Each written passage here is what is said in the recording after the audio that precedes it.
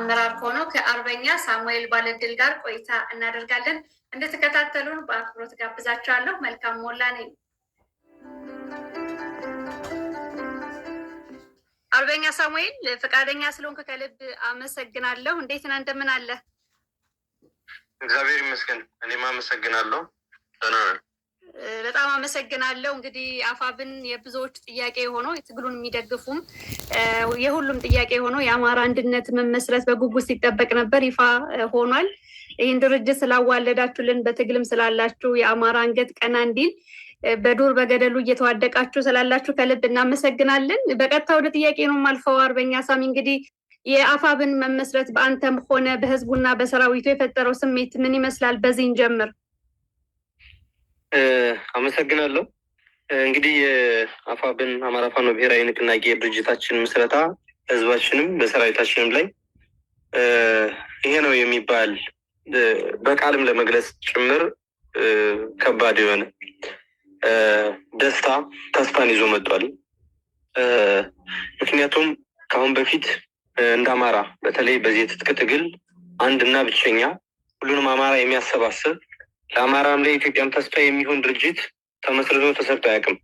በተለይ ትክክለኛ የሆኑ የአማራ ኮዞችና ጥያቄዎችን ይዞ ከዚህም አንጻር አሁን ድርጅታችን ከዚህ 2-3 ዓመት የትጥቅ ትግል ፍትጊያ እና ቆይታ በኋላ ወደዚህ አንድ አማራዊ ድርጅት ምስረታ መብቃቱ ህዝቡን በጣም አስደስቶታል። ሰራዊቱን የመታገል የመዋጋት ስነ ልቦናውን እጅጉን ከፍ አድርጎታል። እንደኔ እንደ አንድ ኃላፊነት እንደተጣለበት በታሪክ አጋጣሚ እንደው በመሪነት ደረጃ ተቀምጦ ይህንን ኃላፊነት እንዲወጣ ስራም ኃላፊነትም እንደተሰጠው አንድ አባል አንድ ታጋይ በጣም እድለኛ ነኝ ይላለሁ። ኃላፊነቴንም በአግባቡ ተወጥቻለሁ እላለሁ።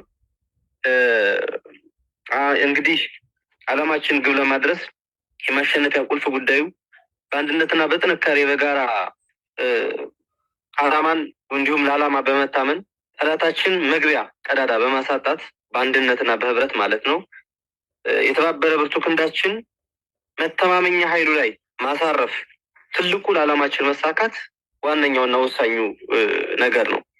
ለዚህም የአማራ አንድ መሪ ድርጅት ተፈጥሯል። ስለዚህ በዚህ ጊዜ በዚህ ታሪክ አጋጣሚ እዚህ ላይ በመገኘቴ በጣም ደስተኛ ነኝ። ከዚህም በኋላ ህዝቡም ትግሉም የሚጠብቅብንን ስራ ለመስራት ይሄ ፍላጎት ካለው ይሄ ደስታ ስሜት ካለው ህዝብና ሰራዊት ጋር ሆኖ ለውጤት በጣም በተሻለ ሁኔታ በተሻለ ደስታ እንተጋለን ማለት ፈልጋለሁ። አመሰግናለሁ አርበኛ ሳሙኤል። እንግዲህ ወደ ብልጽግና እጅ እየሰጡ ከሚገቡ አንዳንድ ፋኖዎች አንጻር የፋኖ ወታደራዊ አቅም እንደተዳከመ አድርገው የሚያስቡ አሉ እና የፋኖ ወታደራዊ አቅም ያለበት ደረጃ ምን ይመስላል? እንግዲህ ለብልጽግና እጅ የሰጡ ኃይሎች ምናልባት ምን ይዛችሁ ገባችሁ ሲባሉ ይሄን ይዘን ገባን እኛ ብቻ ነበርን ቢሉ የሚገርም አይደለም። ከተላከበት ቦታ ደርሶ ሲመለስ ይሄን አሳክቻለሁ ብሎ መቀላመዱ የሚጠበቅ ነው።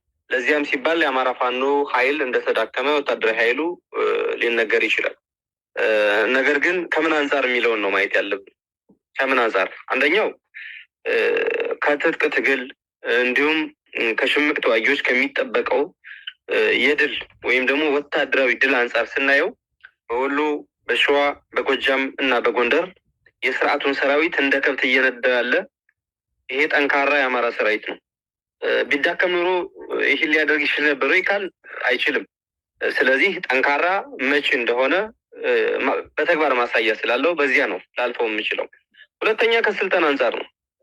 የአማራ ፋኖ እየተንቀሳቀሰ እየታገለ ባለባቸው ቀጠናዎች በሙሉ ያልተቋረጠ ኃይል የማደራጀት ስራ ወታደራዊ ግንባታው እድገት ላይ ነው ያለው። ይህንንም በየጊዜው የሚመረቀው ሰራዊት በየጊዜው የሚመረቀው የኮማንዶ ኃይል ማሳያና እማኝ ነው። ሌላው ከዓላማ አንጻር ነው። ከዓላማ አንጻር ስርዓቱ ቀጥሯቸው ልኳቸው የነበረ በፋኖ ስም ተወሽቀው የፋኖን ዩኒፎርም ለብሰው ህዝብ ሲዘርፉ፣ ልዩነትን ሲፈጥሩ፣ ወንድሙ ከወንድሙ ጋር እየተተኳኮሰ እየተጋደለ እንዲኖር ሲያደርጉ የነበሩ ሰዎች እየጠሩ ወደ ወገናቸው ወደ ላካቸው ስርዓት ሲሄዱ የጠራና ጠንካራ የተጋመደ አንድነት ያለው ሰራዊት ተገንብቷል ማለት ይቻላል። ነገም ይገነባል። ከዚህ አንጻር ስናየው የፋኖ ሰራዊት እየተዳከመ ነው የሚለው የሚያስቅ ነው የሚሆነው። አርበኛ ሳሙኤል፣ ፋኖ አንድ ባለመሆኑ ምን አጣ? አንድ በመሆኑስ ምን አይነት እድሎች ይፈጠሩለታል? ጥሩ እንግዲህ የፋኖ አደረጃጀት አንድ አለመሆን፣ አንድ መሪ ድርጅት አለመኖሩ በጣም ዘርፈ ብዙ ጉዳቶች ነበሩት። አንደኛው ቅድም ከላይ እንዳልኩሽ ሽብልቅ ሆነው ገብተው ሰራዊትን ከሰራዊት ሲያገዳድሉ ለነበሩ ሰዎች መግቢያ ሆኗቸው ነበር። አንድ ሁለተኛ ከስርዓቱ ተልዕኮ ይዘው የመጡ ኃይሎችን ኃይል በመሰብሰብ ስም መወሸቂያ መደበቂያ ሆኖ የልዩነት ምንጭ ሆኖ እንዲቆይ አድርጓል።